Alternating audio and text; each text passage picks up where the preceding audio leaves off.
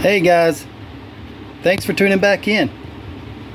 It's been a couple of days since I posted anything, so I thought it was about time to show you guys that I was still here, still alive, still building, and I've got a little bit to show you today, so let's get started with the last thing I did show you guys. Now, this is the Beatnik diorama that I was building, and I really haven't done much more to it since I showed you last, except I added a vintage style fuse box. Had the screw-in style fuses and a couple of outlets.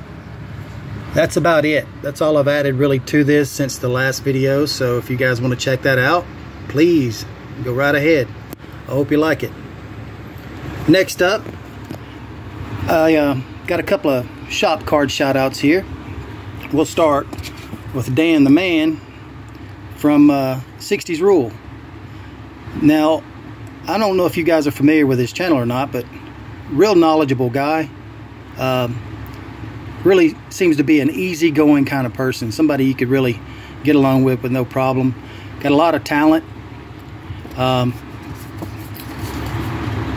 visit a lot of the channels, subscribers to my channel. I follow a lot, and I watch a lot of the videos. I don't always leave comments because I watch most of the videos on TV, so I always hit that like button. Make sure I hit that like button. But yeah, he's got some really cool stuff on his channel. If you guys aren't familiar with Dan, 60s Rule, you need to go check him out. If you like what you see, give him a subscribe. Tell him I sent you. Real cool guy. Real easygoing guy. Next up, this is my buddy Tim Nolan. Now, I've known Tim for a little while now, a couple of years. Met him through Facebook. And he's another talented model builder. Really cool stuff. I mean, he's got a lot of great artwork, builds a lot of really cool kits, and man, he's got an eye for paint, you know, the details and such. I mean, just he's really good at what he does. I mean, he's had a lot of experience in it. Sorry for the shaky phone here, but if you don't know Tim, do the same. Go over to his channel, see what he's got. If you like it, subscribe to him, let him know that I sent you. Real good guy. Both of these guys, real good people to know.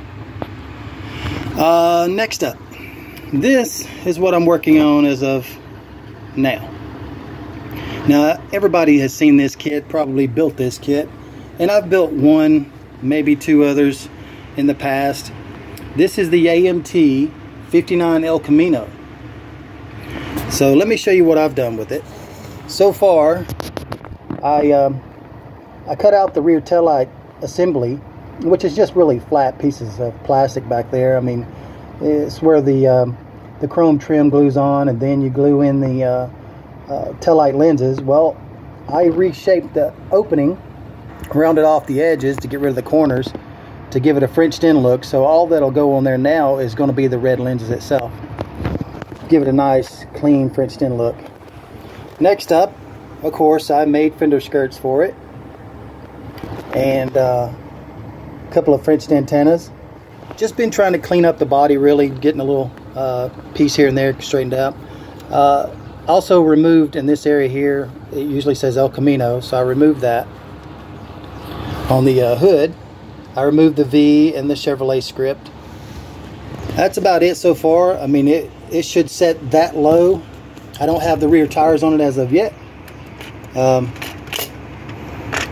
but I'm working on getting everything to set the way I want it. Everything's kind of just glued into place. This is usually how I do it. I'll paint everything at one time, and then I'll go back in with a brush and detail everything else out. I find it easier to do this, same with the engines. It's easier to do this when it's all bare plastic, to get everything to glue together real nice without making a mess. And then I paint it, and then go back in and detail all the little details here and there, you know, fan belts, chrome trim, whatever on an engine block. And same thing with the chassis. I do the same thing with that. Now this one, actually I used the glass on a previous build. So all I had was the red lens or red glass for the car, and didn't really care for that. So I had to vacuum form this one using the red red windshield and back glass as a buck. Now, if you'll go back a couple of my videos, you'll see the vacuum form machine that I use. If you're going to do something like this, you need to support the center, so that way it doesn't just squish down. When you put that vacuum on it, it'll lay it flat. I know this because I've made that mistake already.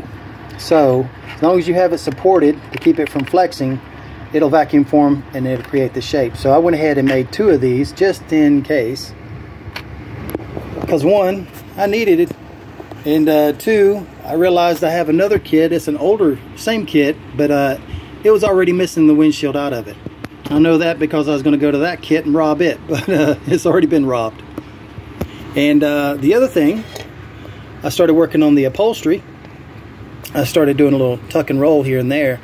And like I said before, on a previous video, I showed a friend of mine taught me what he uses on a tuck and roll. He uses that ribbon from a computer.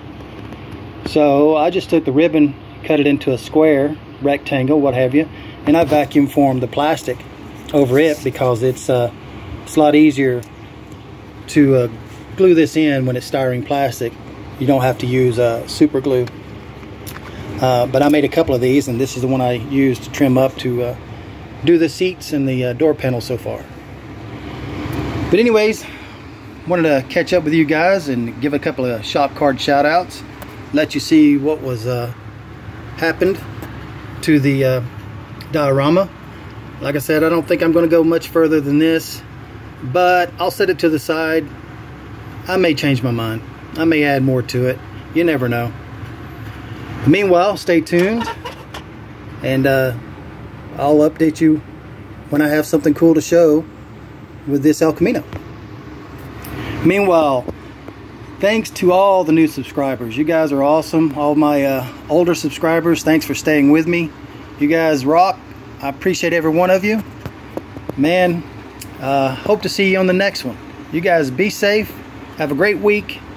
And keep building. Later.